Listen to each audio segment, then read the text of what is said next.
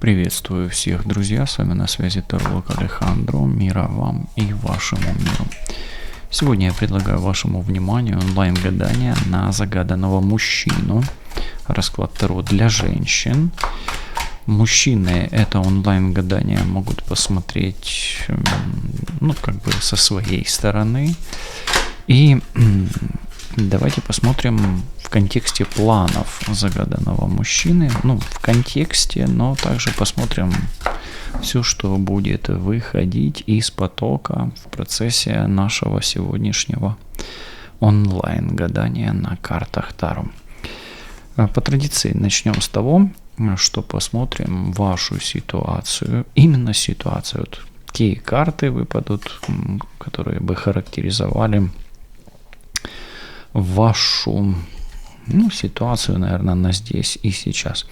Сегодня мы используем карты Таро мужские, они так и называются, карты Таро Адама. Или мужские, да. Давайте посмотрим. Так, первая карта — рыцарь Пентаклей. Ничего, мужчина надежный, в принципе, настойчивый, упорный, работящий. Может быть, даже на работе с вами как-то пересекается, коллега по работе. Но я бы сказал, что ситуация такая, что мужчина остановился, застыл и как бы ничего не предпринимает. Окей, стоит себе, да и стоит, да. Иерофант, тут много информации проходит, много общения. Возможно, вы друг друга в отношениях чему-то учите. Может быть такое, что мужчина пытается вам что-то показать, намекнуть, объяснить или научить чему-то, знаете, так проучить может пытаться. Но Иерофант здесь о таком каком-то больше вовлечении в какой-то процесс, в что-то интересное самому мужчине, а всем остальным по барабану. То есть мне кажется, что идет такой поток, как будто бы вашему мужчине интересно то, что вам не интересно. Интересно. Вот интересно, да? Дальше. Здесь какой-то есть компромисс. Здесь есть поиск компромисса, как поиск истины в этой ситуации. И даже если мужчине интересно, а вам не интересно, или наоборот, вам интересно, а мужчине не интересно, все равно есть место для компромисса. Может быть такое, что вы еще пока не знаете и не догадываетесь, что вы родственные души по этой карте. И смотрите, Иерофант — это духовная карта, а здесь, между прочим, свитер или кафтан счастья плетет сам ангел небесный, да. Но смотрите, здесь вообще речь идет о семье. И либо вы семейная пара, либо мечтаете о семейной паре с этим партнером, да. Но как бы ангел-хранитель, и поле для компромисса есть семья. И место для счастья, и место для ангела-хранителя в ваших отношениях тоже имеется.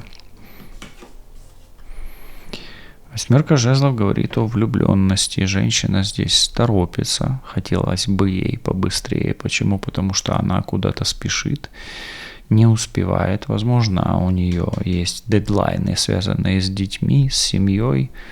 В общем, не успевает она либо замуж, либо родить ребенка, либо ей хочется быстрее семью, либо и то, и другое одновременно, да. И здесь есть 13-й аркан, но он в конце. Знаете, у меня такое ощущение, что вы бы могли жить долго и счастливо и перейти в другой мир в один день вместе, как говорится, но что-то вам мешает. Что мешает? Вообще, 13-й аркан — это послание духа. Может быть пристрастие какое-то, может быть чрезмерная спешка, может быть какие-то, ну, по 13-му аркану могут быть и темные какие-то программы, не знаю, ну, мешает что-то. 13-й аркан мешает просто, и все. Здесь у вас все классные арканы, а мне мешает эта карта. Я не знаю, а вам что мешает, да? 13-й аркан или темные силы, или обстоятельства, или лихие повороты судьбы. Но такое ощущение, что дух говорит, что ты постоянно, или вы постоянно в этих отношениях что-то теряете, да? Вы вроде бы уже держите это счастье, да, эти спицы судьбы, и уже вроде и связали свитер, да, для двух родственных душ, а потом надо его распустить, да, такое. Ну хорошо, ладно, давайте дальше смотреть. Ситуация здесь такая. Мужчина во что-то вовлечен такое, что не всегда понятно женщине. Женщина не всегда понимает интересы мужчины, а мужчина не всегда понимает интересы женщины. Вы можете быть здесь счастливы и могли бы быть двумя родственными душами. Женщина торопится получить информацию в этих отношениях или об этих отношениях. И торопится в этих отношениях, потому что она не успевает. И это неуспевание у нее связано с семьей и детьми. Может быть, женщина работает курьером, мужчина работает курьером, тоже такое. Ну, или женщина, мужчина что-то перевозят, мужчина может быть, или женщина таксистами, перевозчиками, информационными какими-то посредниками, агентами. И мужчина остановился, мужчина не торопится, мужчина наблюдает, мужчина упорный, сильный, настойчивый, но неторопливый. Мужчина, скорее всего, здесь Скорпион, Дева. Здесь очень много воды, 2 Скорпиона здесь может быть. Могут ли здесь быть пламенные близнецы? Да, намек на пламенные близнецы есть. А где, вы спросите? А вот пламя, 8 жезлов. А вот одинаковые скорпионы, да. Пламенные скорпионы, да. Ну или пламенные близнецы. Но и родственные души здесь вообще ярко выражены.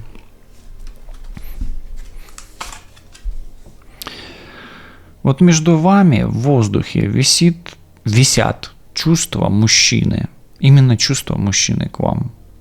Вы чувствуете его чувства к вам. И в воздухе ваших отношений висят чувства, зависли чувства. Вот он и остановился, да. Но то, что у него к вам есть чувства, здесь не надо спрашивать карты. Оно вот прямо в воздухе висит. Да.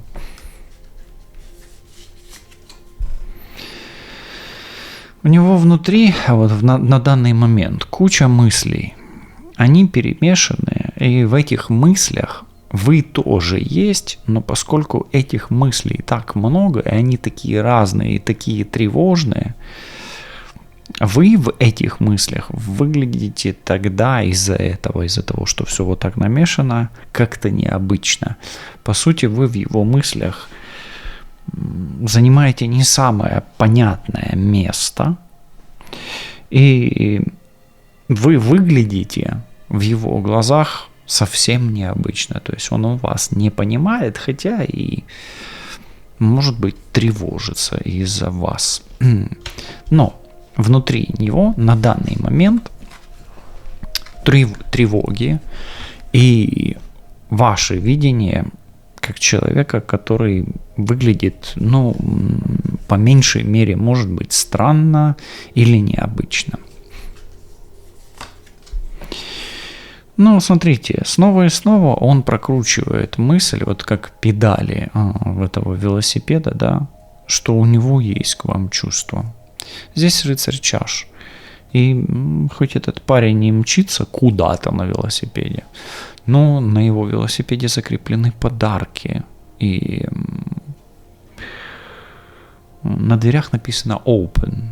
То есть чувства должны открыться. Он крутит в голове мысли, как ему открыть вам чувство. Может быть, ангел-хранитель ему нашептывает. Может быть, Он понимает, что эти чувства он не может спрятать, и из-за этого он тревожится. Но вы какие-то странные оба. У меня такое ощущение идет.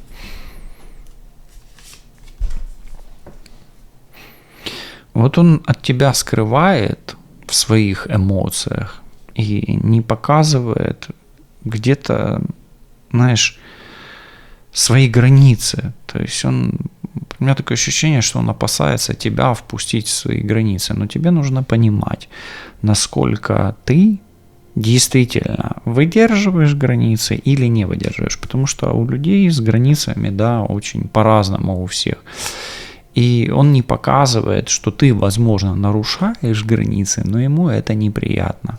Ну или не показывает свою неприступность, свою закрытость.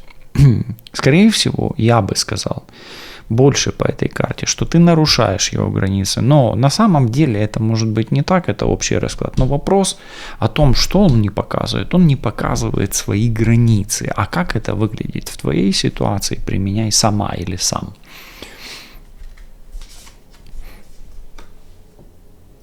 И знаешь, вот его больше всего в тебе цепляет и не отпускает именно сейчас где-то твое безразличие.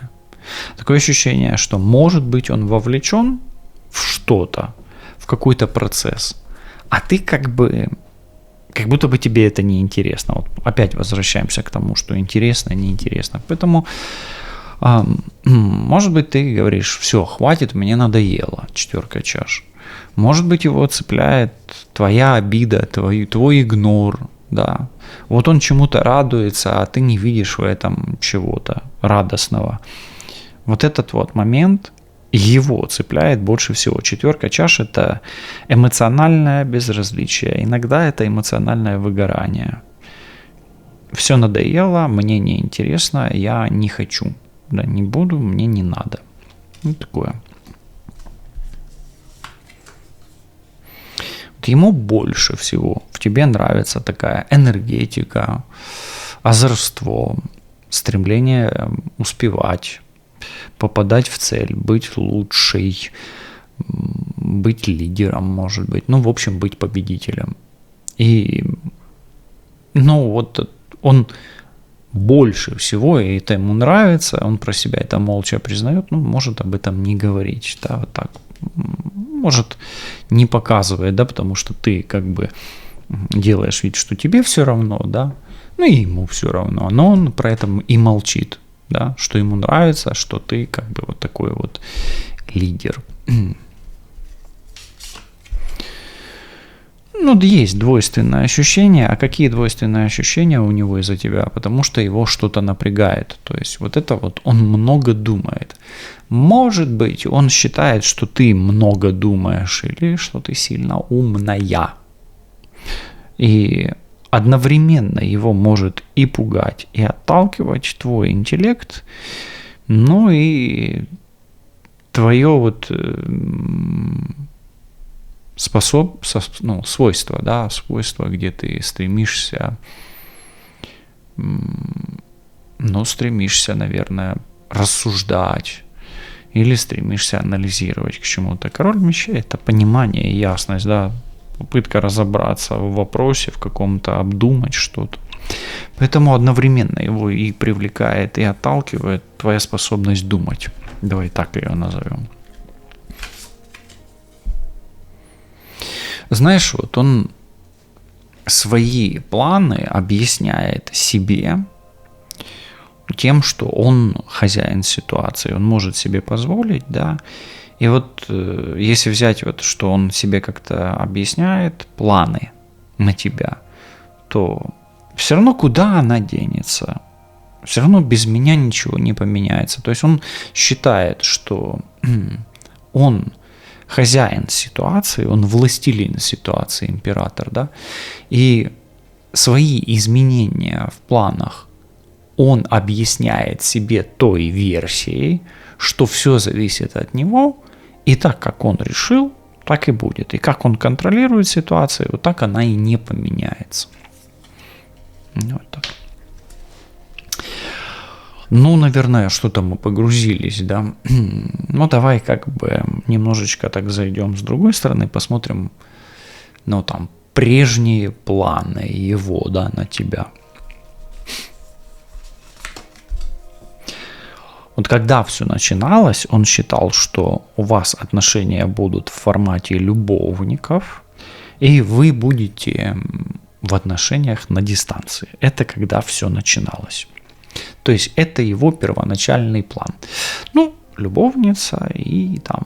как будет дальше? Ну, поживем, увидим, будем смотреть, какие цели, какие направления, какие дороги. То есть, опять-таки, дистанция. Тут это дистанционная карта, поэтому особо сильно близко он не планировал сближаться.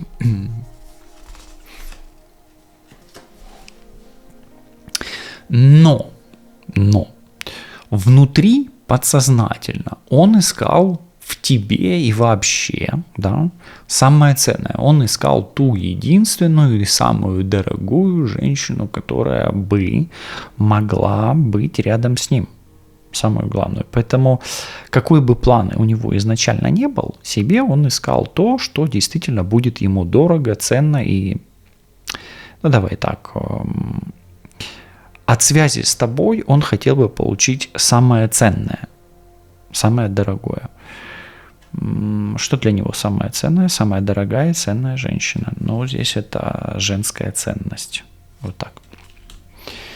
Ну, интересно. Ну, как бы, может быть, это логично. Вот напиши, логично это или не очень логично, как ты считаешь.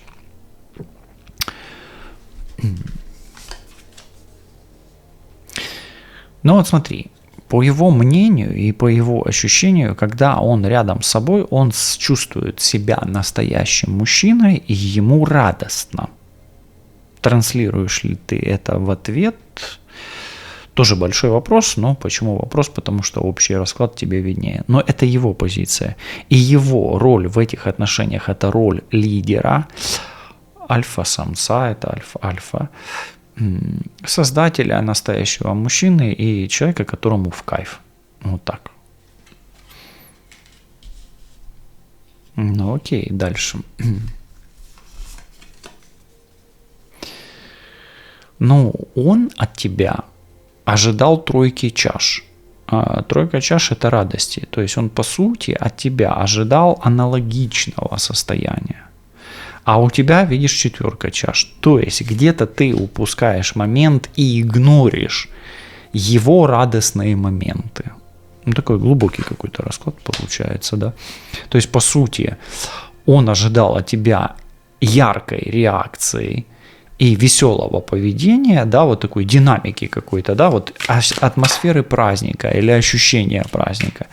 Но, скорее всего, вот тройка чаш, а рядом четверка чаш, да, а у тебя пошло куда-то вот не туда. Там. И у него, вот смотри, не было каких-либо сценариев по отношению к тебе изначально, и даже для себя безопасного сценария он особо не рассматривал. Здесь полный хаос, то есть изначально он с тобой был готов на все, по большому счету.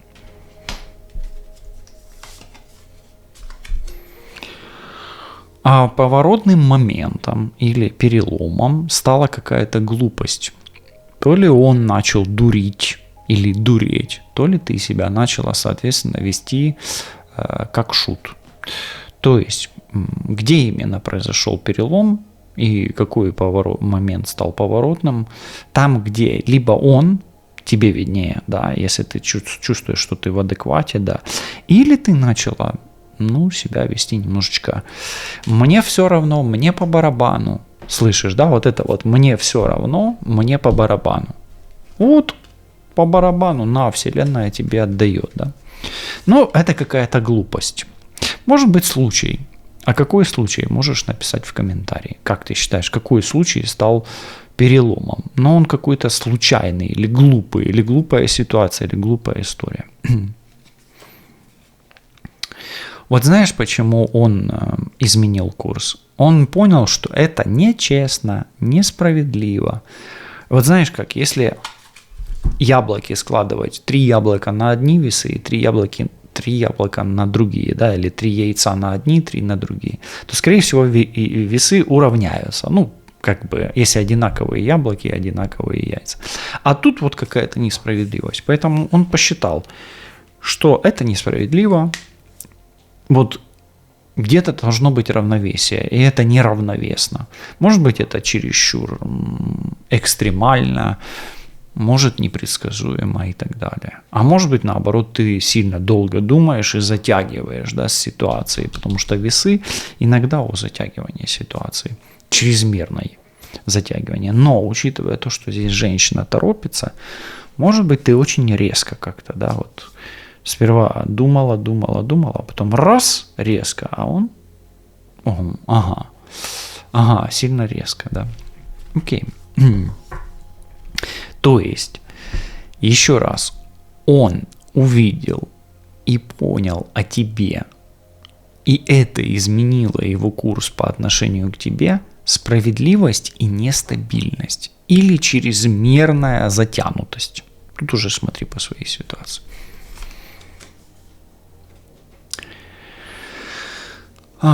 Но рядом с тобой он понимает, что испытывает чувства к тебе и понимает, что готов носить тебя на руках.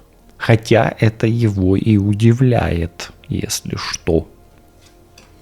Его даже может еще удивлять, как это ты так быстро оказалась у него на руках. Ну и, возможно, он понял, что готов носить тебя на руках. И реально включился, знаешь, какой страх? Включился страх тебя потерять. И вот этот страх тебя потерять начал двигать его решениями, да, то есть он движется этим страхом тебя потерять.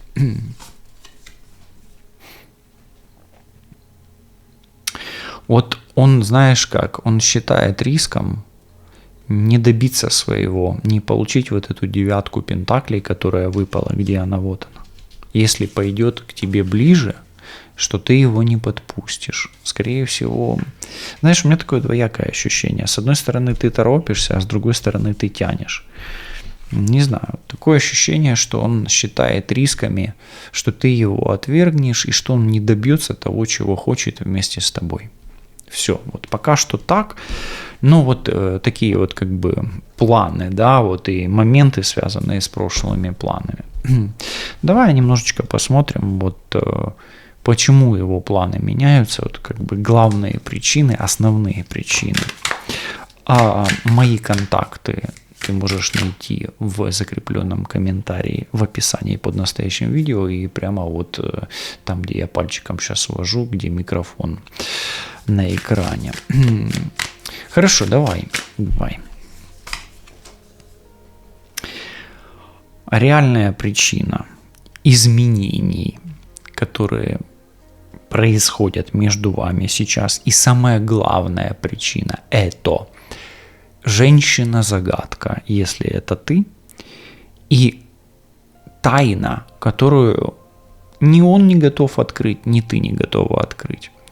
Если ты чувствуешь, что в твоих отношениях есть магия и соперница, тогда это может быть еще одна, но дополнительная причина к тому, что между вами происходит изменение в отношениях, ну и изменения в его планах. На данный момент причиной изменения ваших планов есть закрытая дверь или закрытые дороги. Ну так вот. А давай теперь посмотрим вторичную причину, да. Ну, она как бы подпитывает эту жрицу, да, вот так. А здесь 22-й аркан или Адам, или дурак на 2 уровне. А вторая причина уже непосредственно сам мужчина, сам твой партнер. Слышишь, да? То есть, как бы это дурак номер 2, то есть, молчи, дура, сам дурак. Ну, получается как бы так, да? То есть, а он ее подпитывает, эту причину. Ну, как бы, Может быть, женщина порождает хаос, а мужчина его подпитывает. Там такое. Но если что, женщина создана из ребра Адама, да?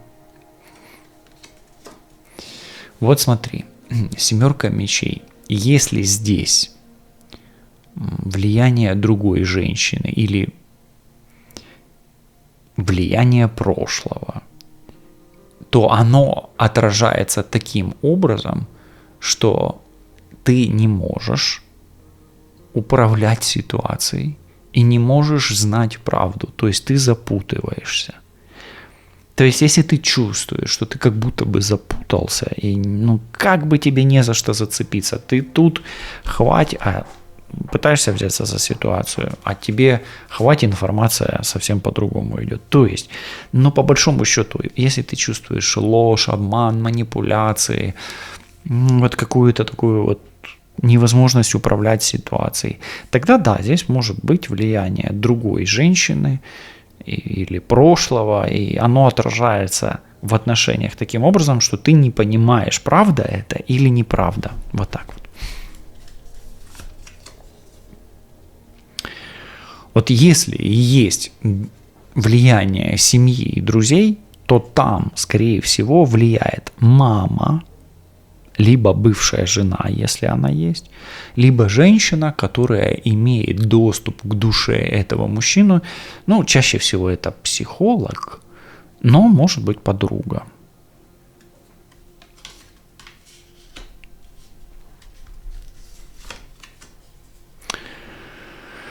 На работе, в деньгах, в статусе у него все хорошо, но на его выбор там же влияет женщина.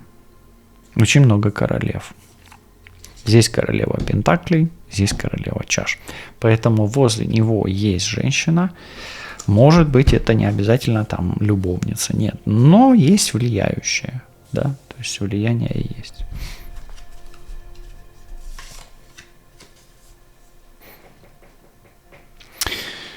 Если у него вот по этой карте внутренняя борьба, да, если она и есть, то он боится где-то ответственности, скорее всего. Хотя подсознательно, как мужчина, он к ней, может быть, и готов. И он понимает, что он должен нести ответственность некую, да, вот так. То есть, еще раз, его внутренняя борьба может быть связана с ответственностью и с мужскими проявлениями. Например, ответственность за семью или ответственность за детей и так далее.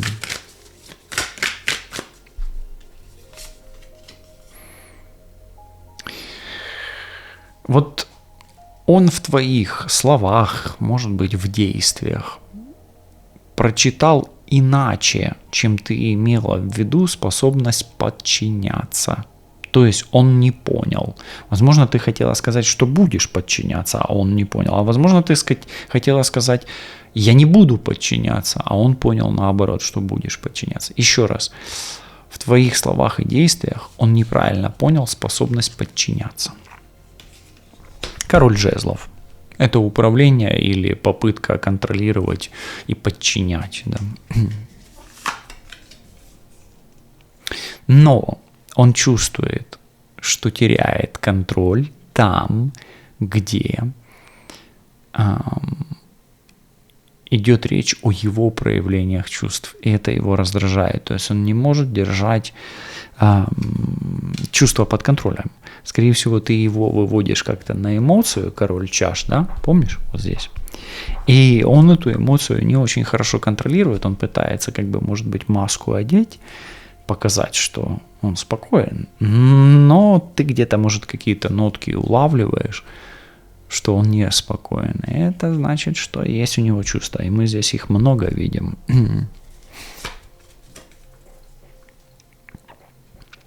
Его внутренняя задача – доказать себе, что он сильный, что он способный, работящий, успешный, не бедный и самодостаточный.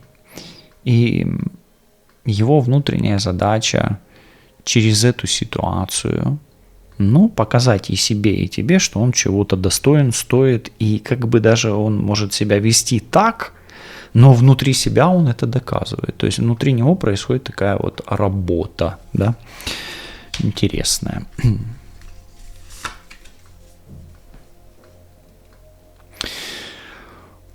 У него есть сомнения по поводу будущего с тобой, и не укладывается у него в голове его самодостаточность, его бюджет, его способности, твои потребности и запросы. Сможет ли он тебе дать то, чего ты хочешь, особенно в материальном плане. Уфу. Ну, давай немножечко перейдем, ну, как бы немножечко в другой ракурс, в будущее, да, в его новые планы, да, или ближайшие шаги, ну и посмотрим, чем это все может заканчиваться. Он склоняется к тому, что нужно действовать. То есть он, наверное, уже не будет таким медленным, как был раньше. И его планы на тебя сейчас – это прояснять ситуацию, выяснять отношения. Готовься к конфликту, готовься к скандалам, да, вот к такому, да. Ну, как бы к спору.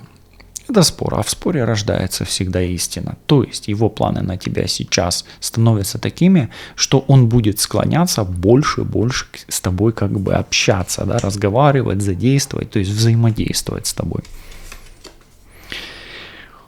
Он решил больше не скучать, не тосковать, не зацикливаться на негативе. Но он тебе, возможно, это еще не сказал. То есть он делает вид, что там все плохо, что уныло, да, что он как бы... Но хочет выйти как бы из этого состояния тоски в состояние веселья. Но об этом тебе пока он не будет говорить или не сказал еще.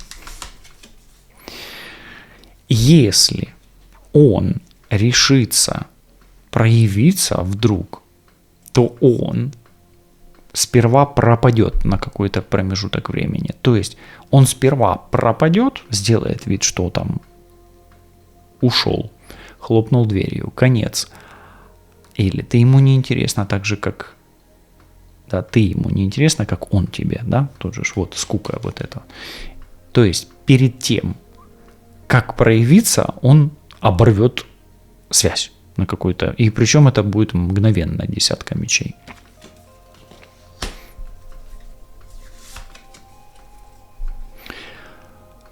Пауза и затягивание ситуации будет там, где есть возможность продолжения отношений. То есть он будет манипулировать, будут ли отношения или не будут. То есть он будет пытаться взять ситуацию под контроль таким образом, что как бы от него зависит, что как бы он решает, будут эти отношения продолжаться или не будут. Понимаешь, да? То есть...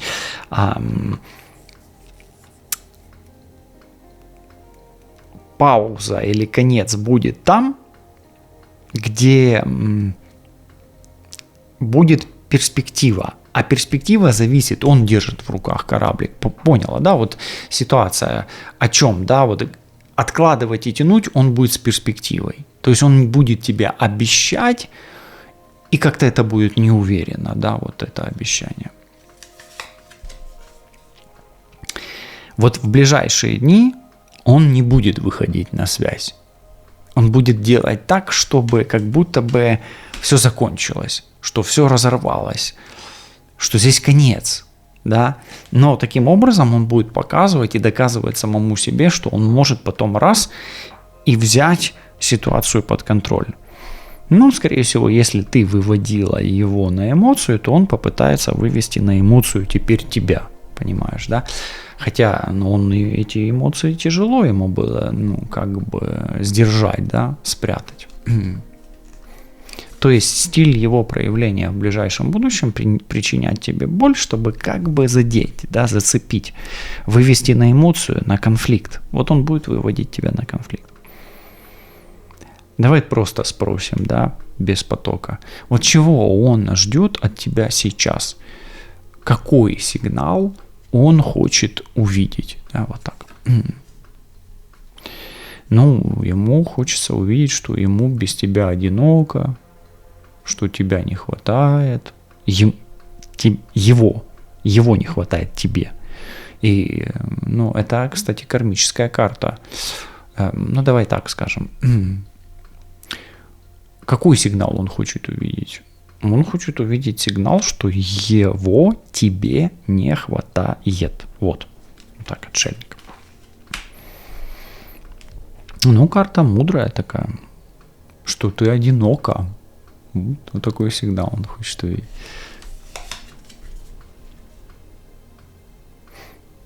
Вот тебе нужно о нем понять, чтобы не ошибаться со своим шагом по отношению к тебе, что этот мужчина, он инфантилен. В чем?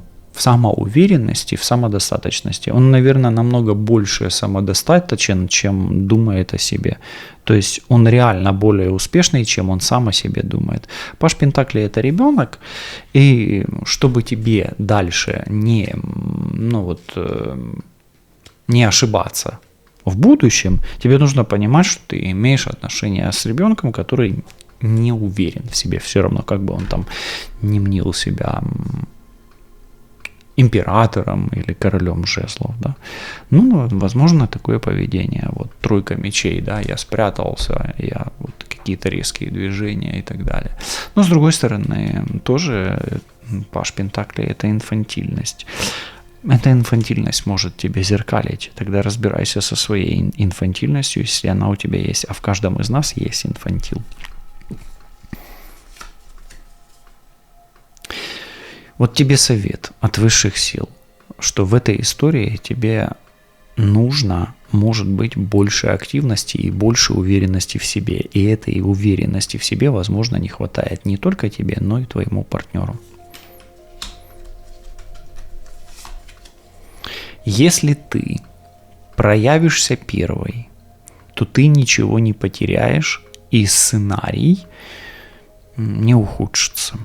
То есть, проявляясь первой в этих отношениях, ты не портишь сценарий этих отношений на будущее, и, возможно, даже получишь больше, чем ожидаешь. Эта карта не обещает больше, но меньше точно не будет. А может быть и больше будет. Четверка Пентаклей – хорошая карта.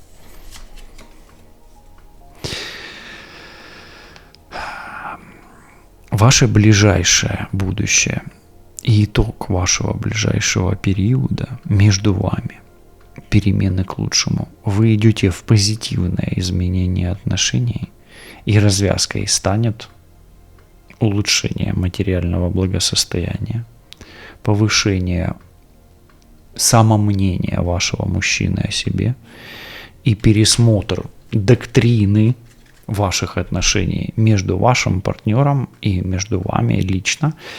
Будет конфликт и переговоры. Так вижу, так будет. Пусть так буде, як буде лучше для вас. Світла вам та вашому всесвітові. Лишайтесь на зв'язку. Побачимось, почуємось. Па-па.